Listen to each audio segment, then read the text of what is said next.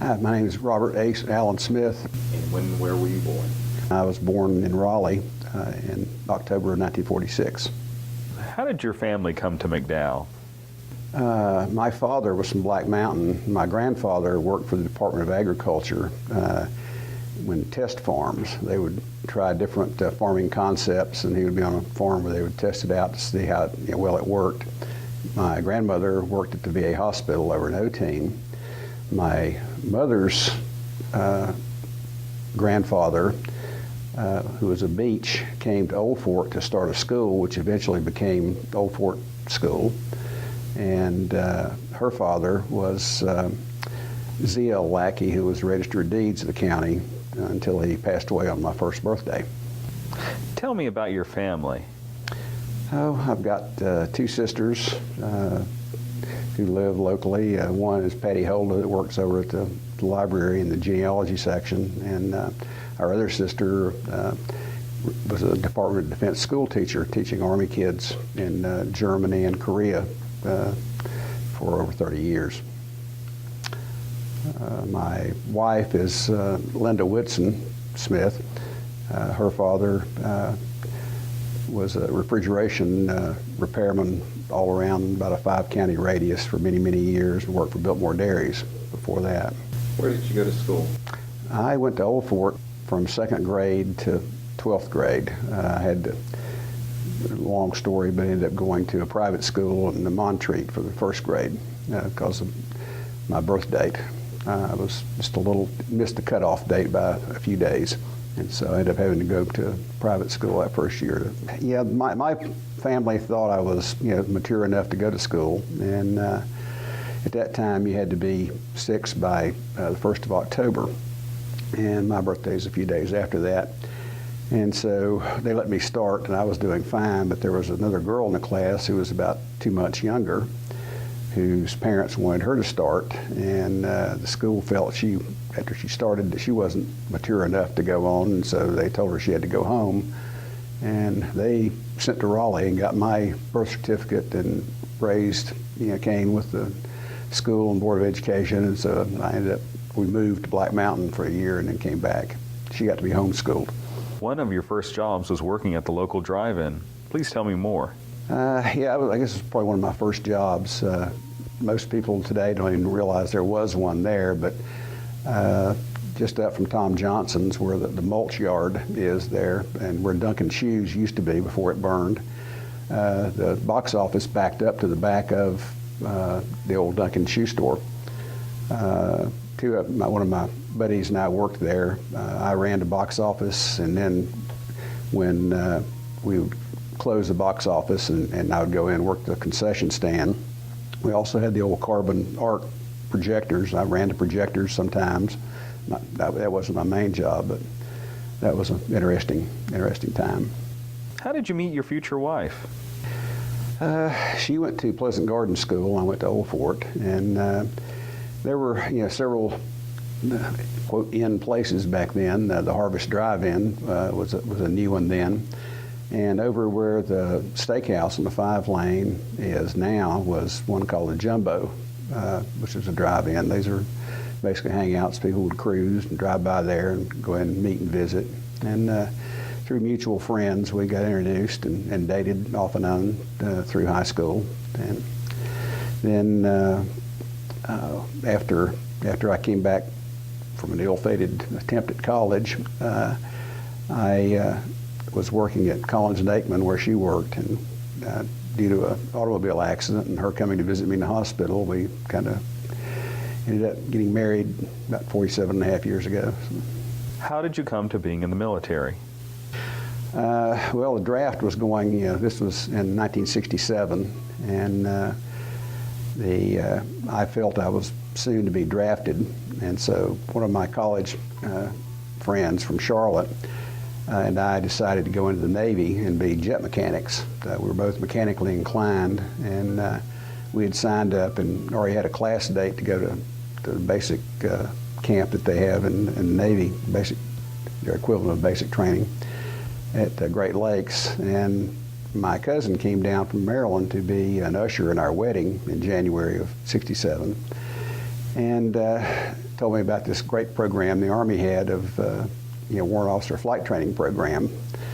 And so we went down and talked to the recruiter, and he told me, look, judging by my test scores and things, I could do anything the Army had.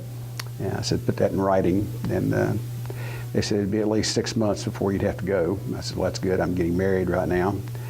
And we got married on January the 13th, and I was in Charlotte on my way to basic training 7th of March. So the 6 months was kind of pulled down a little bit. I had no intention of staying in the Army. I went through the flight school process. Was go to basic training at Fort Polk, Louisiana. And of course I was down there in March, and you're only there for 2 months, but somehow we saw 3 seasons while we were there, I think. But we froze to death and sweated and everything else. But from there we went to Fort Walters, Texas, where they go through what they call pre-flight month, which is teaching you basic ground school stuff and also discipline, sort of like what they call sort of like officer candidate school. This is Warrant Officer Candidate School.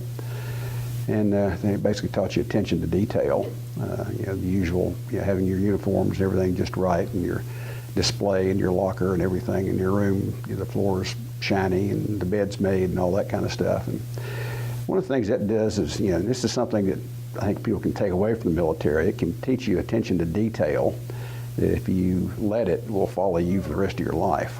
And that's just one of the many things I'm really happy about being in the military. So how long after that was it you found yourself going to Vietnam? It was about 5 months at Fort Walters. We learned to fly, and at that time they were kind of they broke the classes up and sent some of them to Fort Rucker, which is the main advanced training base, and some to Georgia to Hunter Army Airfield. I ended up graduating in April of '68, so it was almost a year process there. I was selected to go to Aircraft Maintenance Officer School based on academic performance. Probably never was that great a pilot, but I studied probably a little harder about how they were put together than a lot of my classmates, and learned a lot more about them. And so I was chosen for that school. That was 13 weeks at Fort Eustis, Virginia, at the transportation school, where they taught us various maintenance procedures, test flying procedures and stuff. And so I was fortunate enough to go, when I got to Vietnam, to go to a maintenance unit. There are about three main levels of maintenance in Army aircraft. It's the organizational, and then called direct support, and then general support. And it's just increasing levels of technical or in the smaller detail. We were a backup direct support, and for about 400 aircraft, and we had about 100 contract civilian mechanics there, and plus the Army mechanics. So it was a big operation. I ended up as the operations officer and quality control officer. The technical inspectors who did the final inspection on a repaired aircraft worked for me, and I ended up being the primary test pilot. So after they'd either been shot up or crashed or out of just regular scheduled maintenance, I would go out and perform a set of checks on it, based on what had been done to the aircraft, and it was kind of the guinea pig. And out of a year doing that, I had almost no failures. I had one instrument fail on me one time, and that was just an instrument that broke. And so I attribute that to making the chief of the crew that fixed the aircraft and the inspector who did the final sign-off go with me on the test flight. So you finished one tour in Vietnam, and you came back to Vietnam again. Yeah, I came back. I was in a warrant, as I said, I was in a warrant officer program, and so I graduated as a Warrant Officer 1. A year later, we were promoted to Chief Warrant Officer 2, and I put in for a direct commission. And right after I came home, I was notified if I wanted to be a first lieutenant in the Signal Corps to go to Fort Gordon and check in. I did that, and went through what's called Signal Officer Basic course. It turned out to be the class leader in that class with 120 lieutenants. And then I went to another course called the Basic Avionics Maintenance Officer course, and I ran that course for a while. I was later selected to be the protocol officer for the signal school, which basically amounted to the aide to the commandant. From there, I was selected to go to fixed wing qualification course, which was pretty hard to get, and that was en route to Vietnam for the second tour. When I got to Vietnam, one of the officers I'd worked for at Fort Gordon was in charge of a signal unit that had fixed wing airplanes. That's what I'd hoped to fly. And when I checked with him, he told me no, I was, since I was had a maintenance background, I was going to go back to the same large organization I went to the first time. And so I ended up in the same battalion, about 10 miles away from where I'd been the first time, which was really good because I knew the area that way. When I got there, they had started the legal push into Cambodia, and our unit had a aircraft recovery operation with a Chinook helicopter, a big tandem rotor heavy lifter, and a UH-1 Huey rigging ship, and specially trained people to go out and strap up and hook up a crashed or shot down or just broken aircraft. And so I flew the rigging ship for about 2 weeks into Cambodia, and we slung out numerous downed aircraft. Was very fortunate, didn't get shot at least that I know of. Yeah, well, you were in some very dangerous situations in there, and you had one experience where the equipment that you were testing was for the safety of the soldiers, getting them to and from the battlefield, especially those injured, and you got invited by a medevac crew one time to go and see. Right. We one of the units we supported there at Cu Chi, where I was at, had a medical unit, the 159th medevac.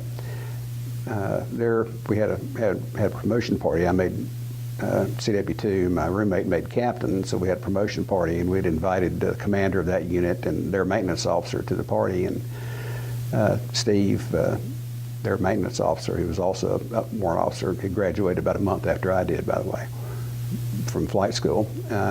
Steve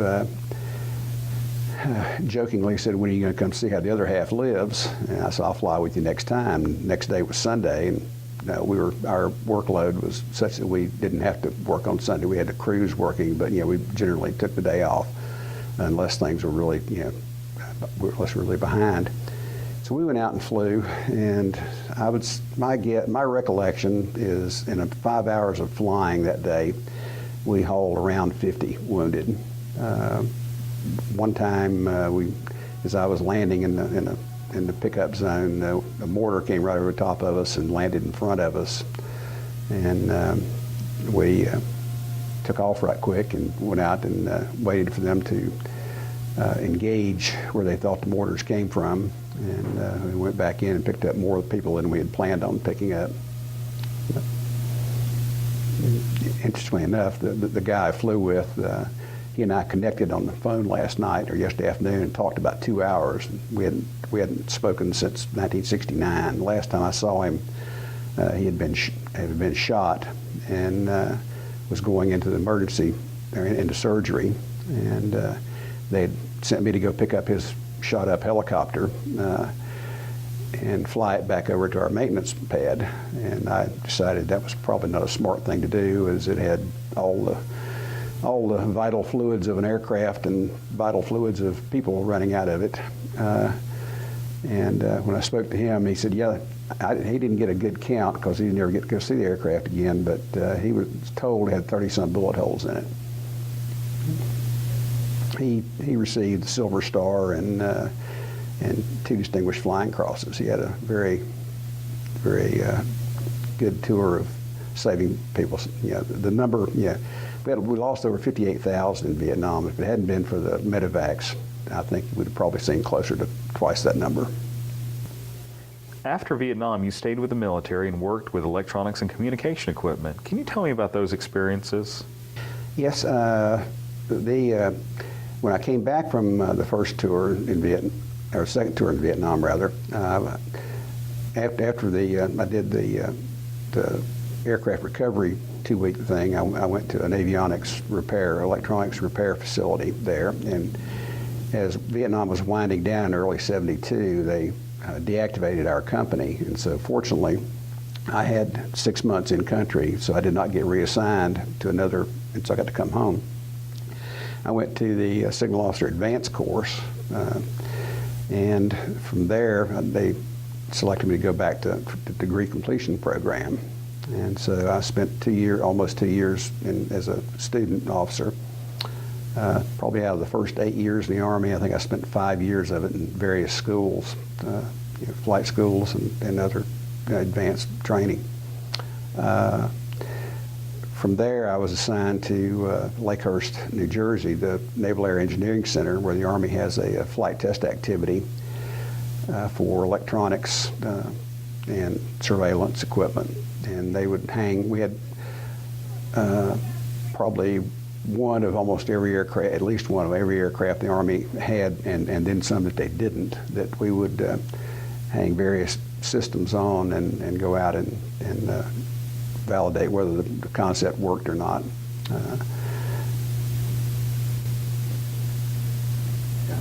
How did that lead to you going to Germany with your family? From there, I was selected I had been selected for promotion to major, and after 3.5 years there, they were going to send me to headquarters U.S. Army Europe, where they had an organization called the Force Modernization Division. The Army was receiving all kinds of new systems at that point, and they decided they needed people to, quote, manage change. You have to plan ahead for what is different with this system from what the old system is. Does it take a different skill? Does it take different facilities to support it? Different soldier, different type soldier, and and programming the money to make sure all the spare parts and things were there. And so another signal officer and I took care of somewhere around 100 and some different new signal type things that were there. We had other guys that worked with tanks, others that did artillery systems, and it was about a 20 person office with mostly senior majors and lieutenant colonels, and commanded by or directed by a colonel. What was it like for your family living overseas? They did it pretty well. Our children were at a good age when we went to Germany. Our son was in the Boy Scouts over there. It kind of spoiled him, actually. When we got ready to come back, I asked him if he wanted to continue the Boy Scouts, and he kind of shrugged his shoulders and said, "What are you going to do? Go up to the lake for the weekend?" Over there, they would get on a train and go to Switzerland skiing, and we got to go. If you remember the movie, The Eiger Sanction, the north face of the Eiger. This was a Clint Eastwood movie, I believe. It was a spy thing. We hiked across right below the north face of the Eiger with two other. We had a group over there that 3 families and 2 bachelor officers that we called the family, and so we did a lot of stuff together. And we had all the families had basically the same number of kids. Both had a son and a daughter, and roughly the same ages. And so the 3 dads and 3 sons hiked, a whole day hiking trip across there. That was an experience. But they did quite well with it. I mean, it's rough, in schools and everything. But our son managed to. That last assignment, my final assignment was like five years at Fort Gordon, so that wasn't too bad. Generally, you were looking at 2 to 3 year, moving. Our son was born, he was 6 months old when I met him. He was born during my first tour in Vietnam. And our daughter was born while I had gone back to college in Augusta. They both migrated back to Augusta now. That's home for them. So. You had an experience when they talked about the early form of GPS. Can you tell me about that work? When I left I worked with GPS in that position in Germany. The way the Army develops systems is usually the schools, in our case, the signal school down at Fort Gordon, was under what they call Training and Doctrine Command. And they had people whose task was to for what we call combat developments. They would say, what does the soldier need? You know, what kind of radio, what kind of navigation, and we would get that to the Army Materiel Command, and if the project was deemed viable, they would usually get a project manager and then get development started. Our job was kind of I guess the user's advocate is probably the best thing I can way I can describe it, but I was assigned there. That was my final assignment. I worked with GPS. I briefed Undersecretary of the Army and the Vice Chief of Staff of the Army on what we needed, and it was just really interesting. The way we had to build things then. There was the soldier's GPS was bigger than a car battery, and weighed about the same. And we finally ended up buying just the commercial stuff at the size of a cell phone now, and that was we were sitting there wanting to do that, but not allowed to because of the constraints of making it mil spec. And of course, it cost 10 times as much. The way we were building it. So how many years did you have total with them? I had 20. 20 years. After retiring from the military, you eventually came back to Marion. How did that happen? Well, when I retired, an old friend from Old Fort owned a business in Wichita, Kansas, and I went to work for him. And we reorganized and changed things around, and I left him after 6 years. And one of my neighbors had a company that was a manufacturer's representative company. We had basically sales. We worked with about 20 companies that sold to the aircraft industry: Cessna, Boeing, Beech, Learjet, and our companies didn't have a sales force in town, and we were kind of there, frankly, as more of a lobbyist than a salesperson. Did that for about 4 years, but at that point, my father passed away as I was getting ready to leave Germany in 1982. So my mom was living alone and was having some medical issues, and so by then our daughter had graduated from KU and our son was already back here, and so we didn't have any real ties to Wichita at that point. But we moved back to take care of my mother, and my mother-in-law and father-in-law were getting on in years. Father-in-law still worked till he was 80 years old, but over 80 years old, But we decided it was time to come back here and help with that. One of the large projects you have worked on in McDowell is the Veterans Wall. Please tell us how that wall came to be. As most people know, Randy Hallfield was also an Army Vietnam veteran. He was an artilleryman, shot the big 175 howitzers up on the demilitarized zone, which is the area between South Vietnam and North Vietnam, and he'd been to a reunion out in Branson, Missouri of his artillery unit. And on the way back, he got to thinking, gee, it'd be really nice if we had one of those traveling replicas of the Vietnam Memorial in the county. And so he did a one-man, about a year and a half, 2-year effort to get that going. It was done using no government funds. It was all donations. Randy got together a group, and I was not in it early on.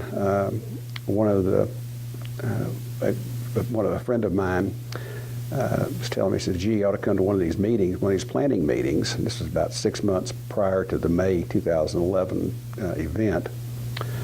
And I went to it, and a group had gone down to Florence, South Carolina to see the wall that we were going to hire to come in. And I didn't know about that when they went, so they also said they had 2 helicopters down there from the North Carolina Vietnam Helicopter Pilots Association. That's a group of anybody that flew helicopters in Vietnam is automatically a member. There's no dues, hardly any rules. But we have custody of 9 Vietnam helicopters that are 6 of which are restored and put on special built trailers. And those that came to the event out in the YMCA soccer field, remember we had 2 helicopters out there. One was a Huey gunship, and one was an OH-6 Scout helicopter, both of which I had flown those types. And I went down, they had those two aircraft plus another one down at Florence, and so I got to know the guys that were involved in that and ended up joining up with the operation from there. But I negotiated to get the two helicopters up here and then did duty down there explaining it to the children. We had over 3,000 school kids, from the county come through and on a tour and an explanation. One of the guys that was there, who's kind of our ringleader or organizer, puts on about a 20-minute, it's almost a lesson plan type class situation that really goes great with the kids. But so from there, to fund that, we had donations from industry. If anybody wants to look at the plaque on the back side of the flagpole block out at the memorial, is a list of sponsors. The first group is the ones that helped us build the memorial out there, but the others were the ones that helped fund the event that we brought in. It cost us, I think, around $20,000 with all the things we added to it to make it a very successful successful event that it was. But also, Colonel Frank Dean, who was instrumental in the Greenway operation, McDowell Trails Association, brought up and suggested we sell bricks. And at that time, our intent was to place them around the flagpole that the Woodmen of the World had donated to the project that we installed down at the Y on the soccer field, and later decided to move up here. But we got to thinking that instead of putting these bricks on the ground, we could probably do better than that. And so again, Randy, he was a nurseryman and had worked with a landscape architect out of Asheville, Jay Marino from Pinnacle Landscape. And Jay drew up a concept for us, and it was, we gave him some ideas of what we wanted to do, and so he spent a lot of time drawing up a very, very nice, would have been a wonderful thing if he could have afforded it. So we had to take that as a starting point, and we redesigned it a bit and had several contractors look at it. And even though contractors were willing to do it basically at cost, it was still just not affordable. And one of the problems, we didn't know how much money we were going to have. That was one of the biggest problems.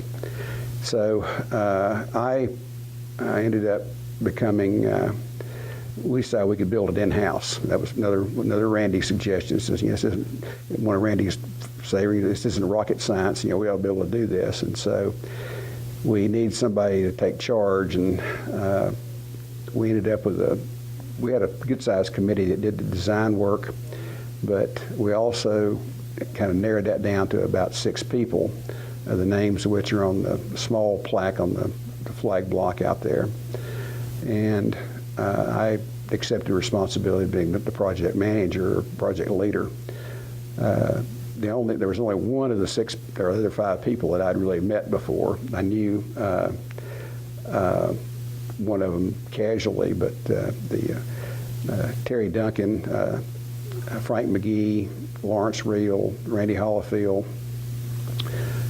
and Willis Vance and myself were the 6 ones that were out there. There were lots of other people. Doug Johnson, who's a familiar face at the Senior Center, was an awful lot of help. He helped us in the foundation work and cement work and other things. And there were others that contributed, but those 6 were the ones that were the day-to-day out there. And there were a lot of days and a lot of long days, cold and heat and everything else. But the thing was, the biggest success was that, we went out and, like I said, we didn't know how much money we were going to have. We designed it to hold 1,248 bricks. And those were sold at $100 a piece. We decided, originally we were going to just add bricks as they were sold, but we decided it would look kind of not very nice if you had open slots, so we put in the blank bricks and filled it all in. So now they're engraved, sort of like it is done on a cemetery memorial with a death date. They'll have, it's the same people come up and do that comes up from Rockville, South Carolina, and does this for us. And it costs us a little more to do it that way, but it's still got enough margin. We ended up by talking to people, going out to industry. One of the Willis Vance, who was a facilities manager up at Baxter, knew a lot of people in construction and contracting, and he went to Don Brooks at IAM to ask him to borrow a piece of equipment. And when he told him what we were doing, he says, "Well, I'll just come out and help you with that, and I'll just send my people out. If I got to send my people out, I need for you to pay their wages, but any equipment and stuff. For instance, we had a quote of $8,000, an estimate of $8,000 to come out and set all those granite blocks. He said, "I've got a crane, I'll take care of that." And it was just, he stepped up. We went to people, we didn't say, "Can you give us this or can you give us that?" We said, "Hey, here's what we're doing, how can you help us?" And it was, that was great in a way, but a lot of times people didn't tell you just how much they were going to help you until after it was over. So if you're trying to budget for it and figure it out, it made the job a little tough. The gentleman, we were originally going to build out of, say cinder blocks, concrete masonry units, and then face it with granite. And once again, Randy went down to the place where the bricks were coming from in Elberton, Georgia, and asked the monument guy there, probably one of our biggest helpers, and I almost didn't mention him there, I should have mentioned him earlier, was Greg Daniels from Blue Ridge Monuments here in town. Greg got on board with helping us, basically doing things at cost and a lot of just free assistance and everything else. It would probably not have been there had it not been for the efforts from him. And he continues to help us today with it.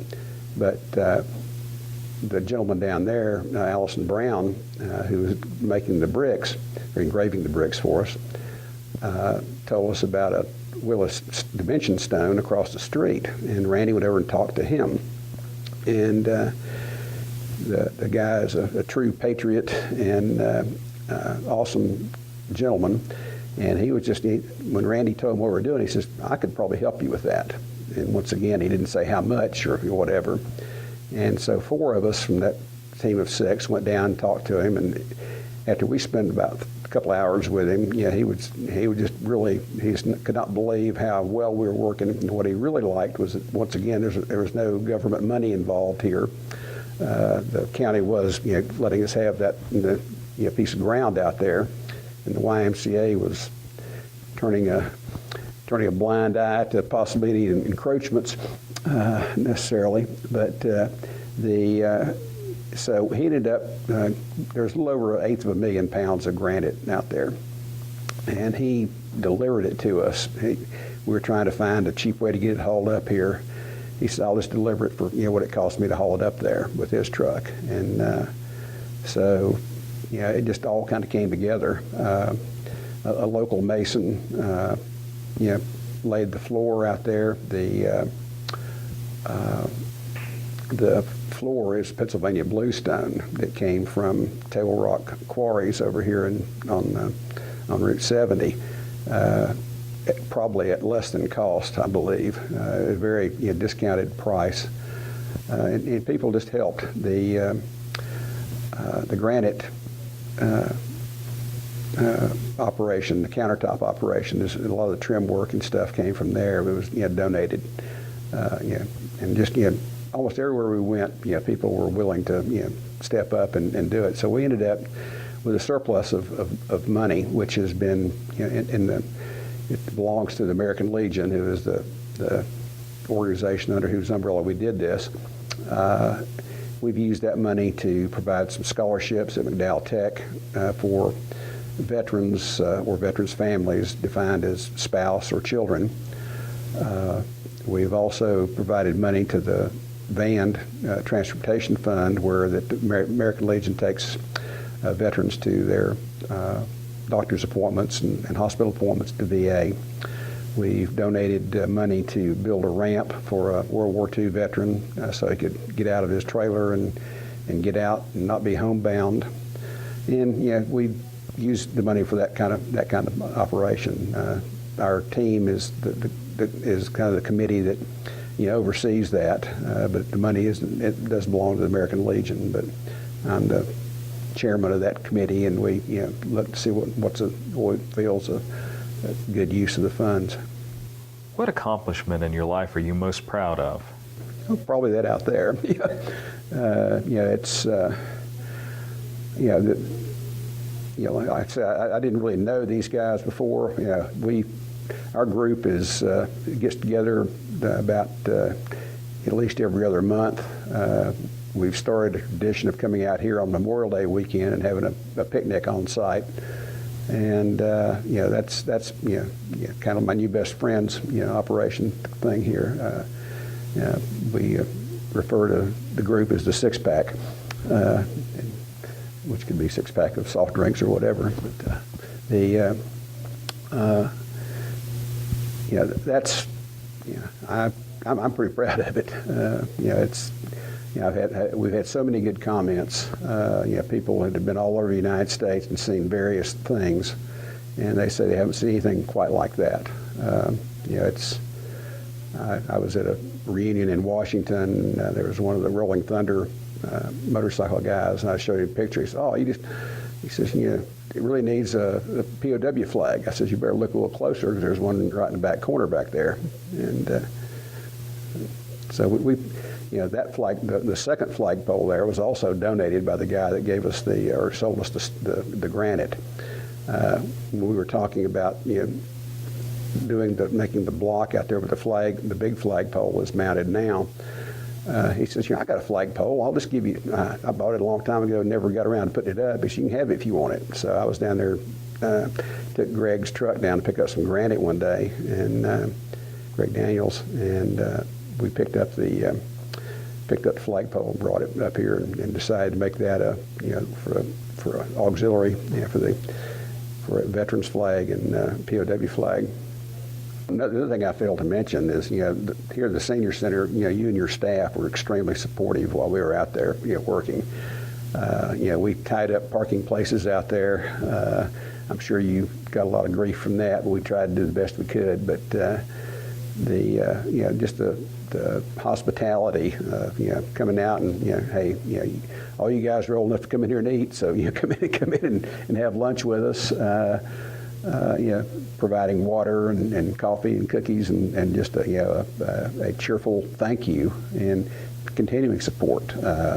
Now that Alan, who was the commander of the American Legion, was the veteran service officer, since he retired, and even before that, Barbara at the front desk has been the one who receives the BRIC applications and processes them and deposits the money and just does a lot of great things for us.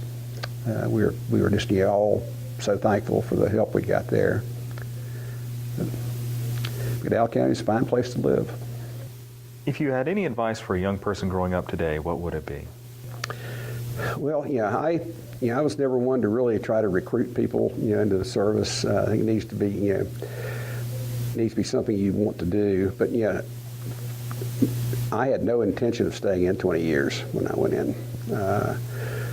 I feel that you can get a lot more out of it than you have to put into it. I came out of there with a world of different experience, awful lot of schooling, and I think just some basic life skills, I guess, if you want a better term. That it's kind of hard to come by. If you go in with the right attitude, you don't have to be what they used to call lifers. A lot of the people would call those that you're staying in for any length of time. You can get a lot out of it if you have the right attitude, and that's the biggest thing for any whether you go to service or what is your attitude. If you have an attitude that the world owes you a living, you need to get that corrected pretty quick. yeah, I was very fortunate to stay in. I had great, two fairly safe tours in Vietnam.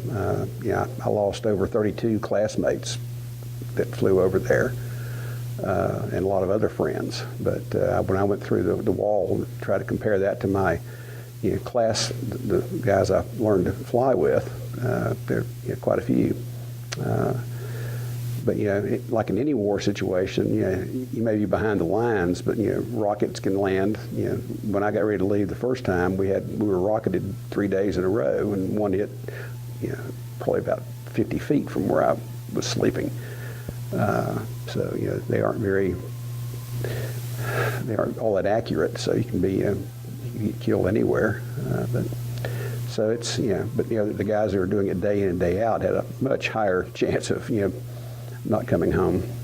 You have this display here today. Could you tell us a little bit about what we're looking at today? Oh, that's something my daughter got for me for Father's Day. She's always after me, what can I get you and all that. And I'd seen this. This is there's a company that will take your awards and put it on a coffee cup. You can do this, and you make a plaque. But the top one is when you graduate from flight school, you get a pair of wings that just plain wings.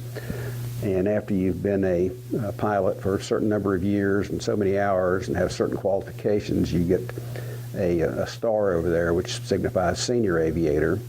If you do it long enough and have hours and some other special qualifications, to have a wreath around the star. I was a senior aviator, and received a Bronze Star first tour in Vietnam. Then the second one down, or below that on the far side, is Meritorious Service Medal, and then Air Medal, and it's got a number 15 on it, which signifies 16 awards of the Air Medal were basically for a certain number of hours and type of missions flown in combat. The rest of it's Army Commendation Medal. One of those was for second tour. I was out in the yard with talking to one of my troops who was thinking about getting out of the Army, and I smelled smoke and noticed some smoke coming out of our supply room. And so I sent him to call for the fire department, and I went in and broke into it because our supply sergeant slept in there. He had a room on the corner of it, and all it had was a screen door, or screen window over in the door. So I broke through the screen, unlocked it, and went in and got him out of his room, which is on fire. And we had our fire extinguishers were about like a garden sprayer, just a water pump sprayer. And I exhausted a couple of those while we were doing it, and the fire spread very rapidly, and then it totally destroyed the place. But yeah, he was out with some smoke, a little bit of smoke inhalation problems. But this is also where we stored our ammunition and guns. And one of my troops went over, took a truck and pulled the big metal container that had all that in it out of the place. But so that was one of those Army Commendation Awards. But most of us thought that he would, if I had not have gone there, he would have probably gone up in the building, but because he probably wouldn't have woken up. Do you want to mention anything about your flight helmet? Oh, that's one of the helmets we had. Pick it up. I think this is the first tour. We got to keep them because after you wore them enough, you'd want to share them.